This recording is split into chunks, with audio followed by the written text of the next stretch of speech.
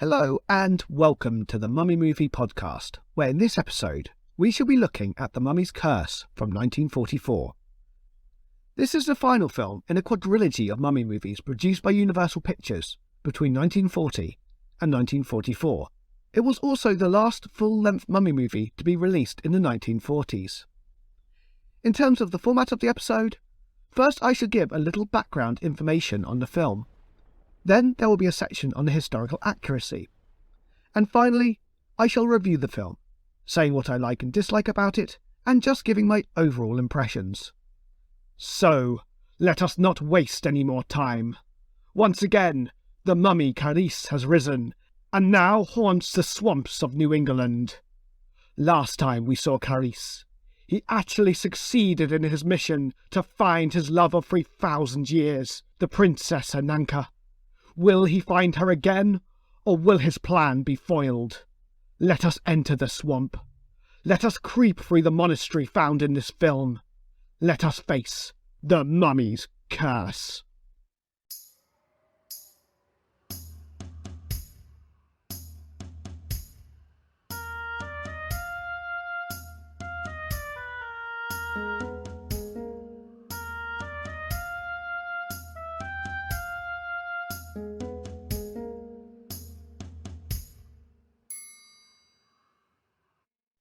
The opening music for this film is the same as that found in The Mummy's Ghost before it, and is stock music composed by Frank Skinner.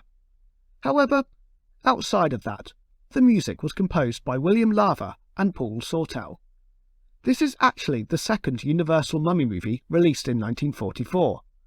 Whilst The Mummy's Ghost was released in June 1944, The Mummy's Curse was released in December, giving some indication of how quickly these films were made. Once again, this film makes extensive use of stock footage from The Mummy 1932 and The Mummy's Hand, and it is quite clear that it is being used as padding to get the film past the hour mark. Further, the shot of the swamp during the opening credits can also be found in The Wolfman from 1941 and The Ghost of Frankenstein from 1942. One interesting point here is that whilst The Mummy's Tomb and Ghost, the second and third film in the series, were set 30 years after The Mummy's Hand, this film is set 25 years after The Mummy's Tomb and Ghost. So technically speaking, this film is set in the mid-90s, although it does still very much look like the 1940s. It is noticeable that the coffin of Ananka, along with several of the other props, have been reused from the 1932 Mummy movie. This is not surprising, as throughout the series, many props have been reused. For instance, the sarcophagus of Ananka, seen in The Mummy's Ghost, was also reused from The Mummy 1932. This is the final time we will see Lon Chaney Jr. as the Mummy Carice, and according to Virginia Christine, who replaced Ramsey Ames in the role of Ananka, Lon Chaney was actually incredibly drunk during much of the filming. Apparently, due to safety concerns, he had to be replaced with a stand-in for several of the scenes where he was carrying her.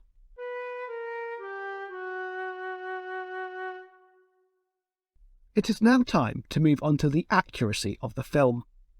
Firstly, it is worth noting that as with every film in this quadrilogy, Carice, the mummy, is modelled after the mummy of Ramesses III. When it comes to the coffin of Carice, it is noticeable that although there are a few potential mistakes, some of the hieroglyphs do actually make sense. When his coffin is opened, you can see a line of hieroglyphs, and in this instance, these are read from left to right. I am uncertain on the first 3 hieroglyphs, and to me it looks like they may be in the wrong order. However, the last one is badly drawn and I may be misreading it. If I am correct, this first part reads, Setep en re nub pet henna. This translates roughly as, He whom Ra has chosen, Lord of the Sky, together with.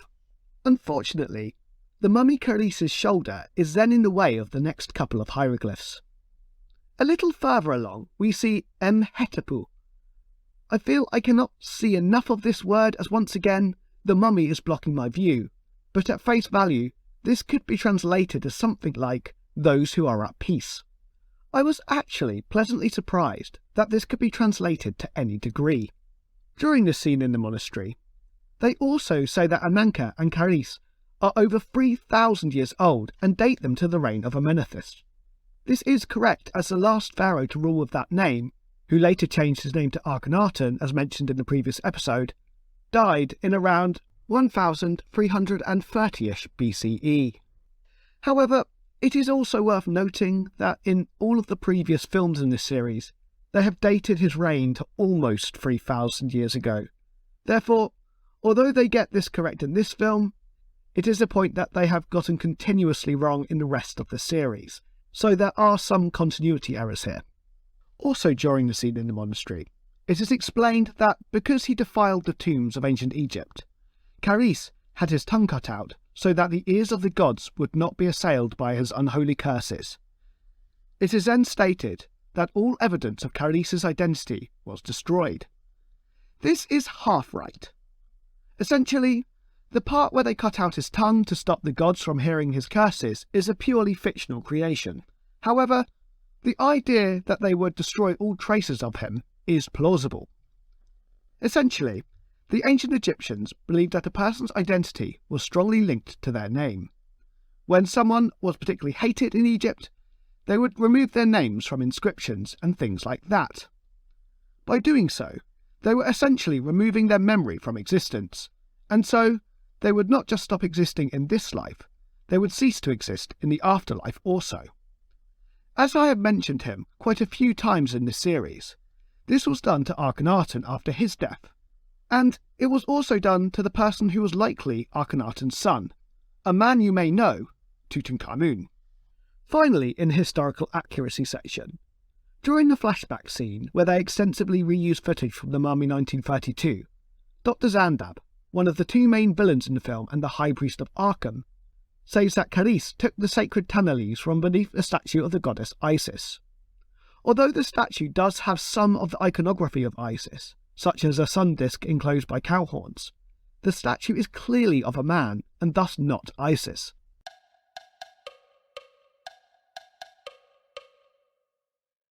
Now I shall move on to the review of the film.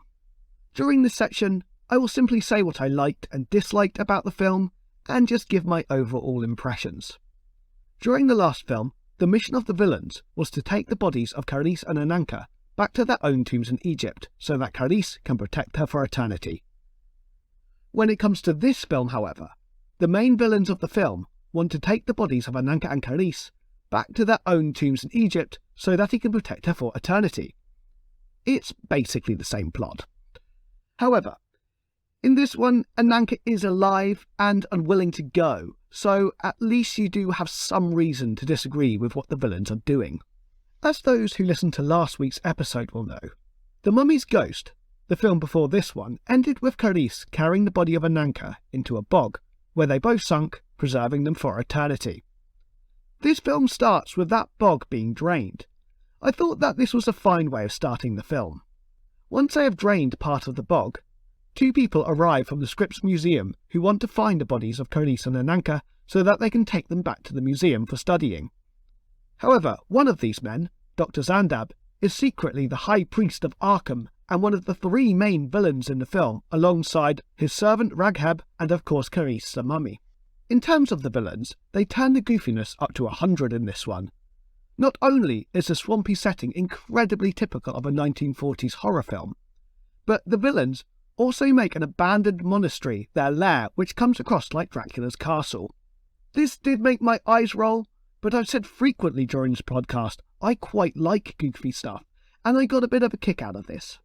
Another small aspect of this film I did quite like was that whilst Charis was killing his second victim, Bertha, the owner of the local pub, you see a cloud of dust as he grabs her. This was a nice touch and it did make him seem appropriately ancient. Although this series is riddled with continuity errors, I do appreciate that this film continues the theme of the mummy strangling his victims whilst leaving mould-like marks on their necks. The final aspect of this film I enjoyed was the way Ananka rose from the dead. You see her hand raise from the bog, and then slowly and shakily she climbs out. The fact that she is caked in mud to the point where even her eyes are glued shut is incredibly creepy, and her movements come across as genuinely unnatural and unnerving. Apparently, this was achieved by slightly speeding up the film, and I did feel a few hairs raise on the back of my neck. This is the only scene in all 4 films of this series that I found even remotely scary, and I would argue that it was actually the best scene in all 4 films as well. Unfortunately, for me at least, this is where the positive aspects of the film end. Firstly, although I loved the way Ananka rose from the swamp, it is also very noticeable that about a minute later, and long before she has had a chance to have a wash, the mud that was covering her has vanished, and clearly she has been to the hairdresser's. Also, Ananka's character feels very underexplained. She is supposed to be the love of Carice for 3,000 years, and yet she is constantly running away from him. She does talk a little bit about being stuck between 2 worlds, and as people who listened to last week's episode will know, during the last film, it was actually one of her descendants that slowly reincarnated into Ananka. Maybe it is a case that she is split between 2 lives, with the descendant of Ananka being scared of Carice, whilst Ananka herself is in love with him. But the film does not do a very good job of explaining this. Further, for some reason she is powered by the sun and keeps fainting every time a cloud moves over it. Once again, this is not explained at all. As mentioned in the introduction, a large part of the early film simply reuses footage from The Mummy 1932 and The Mummy's Hand. They use this footage to clumsily explain the last 3 films in far more detail than they need to. That same time could have instead been devoted to explaining Ananka's character and motivations. On to the next point. The mummy in this one is less scary than ever, and the fact that Lon Chaney was drunk for the majority of the film is pretty obvious. The mummy by its nature is supposed to be unsteady on its feet, but there is something that just feels off with him on this one. Several scenes in this film are hilariously bad. In one scene, Ananka faints by the side of the road. A car stops to help her, and as they are loading her into the car, Carice, the mummy, is slowly moving towards them. The characters take their time getting Ananka into the car. They put on their coats and have a little conversation, and I feel that this is supposed to be scary as we see the mummy in the background. But the visible frustration on the mummy's face as they slowly move away from him, not even realising he is there, just comes off as comical.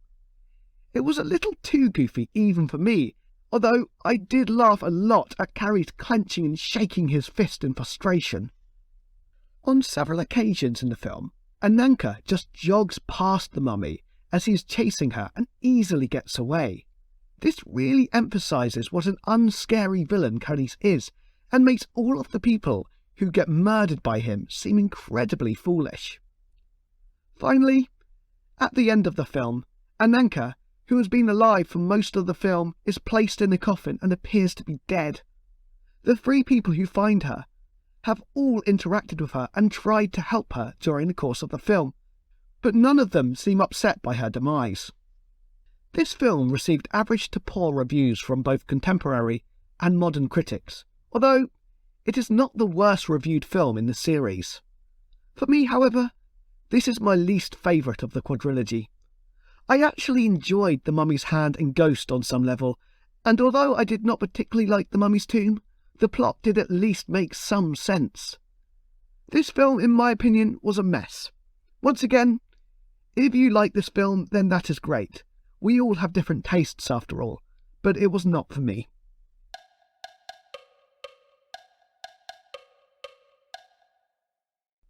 Thank you very much for listening. I really hope you enjoyed the episode. And if you have, why not consider liking, subscribing, leaving a comment? And please join me next time where we shall be looking at Abbott and Costello meet the mummy. I hope you all have a really good week, and see you then.